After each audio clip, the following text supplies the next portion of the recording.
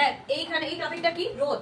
রোধ কি কোন কোন বিষয়ের উপর নির্ভর করে, সেটাই হচ্ছে এই টপিকটা। রোধ কোন কোন বিষয়ের উপর নির্ভর করে? প্রধান হচ্ছে দুটো বিষয়, সেটা একটা হচ্ছে দৈর্ঘ্য আর একটা প্রস্থ। আরো রয়েছে উষ্ণতা, এগুলোর উপরে নির্ভর করে। সবগুলো পরে পরে বলছি, আগে প্রধান দুটো বিষয়,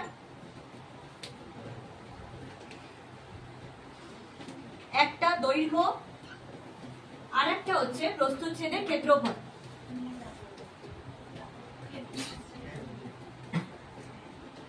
প্রথমটা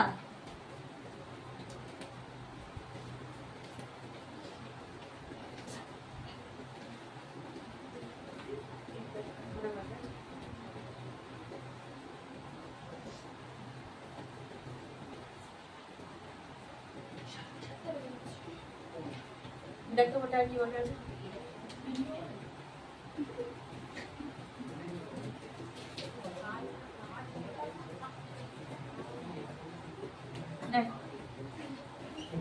দেখ প্রথমটা কি, দৈর্ঘ্য।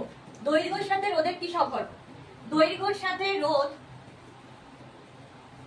সরল সম্পর্ক। তার মানে দৈর্ঘ্য যদি বৃদ্ধি পায় সেক্ষেত্রে রোধ বৃদ্ধি পাবে। তাহলে কিভাবে লিখতে পারি? আর রেডিয়াস এল, এল মানে দৈর্ঘ্য আর রোধ হচ্ছে আর। নাম্বার 2, কার সাথে? প্রস্থচ্ছেদের সাথে। কি? প্রস্থচ্ছেদের ক্ষেত্রফল। ক্ষেত্রফল মানে কি পোর্শনটাকে বোঝায়? দৈর্ঘ্য এবং প্রস্থ, এই পোর্শনটাকে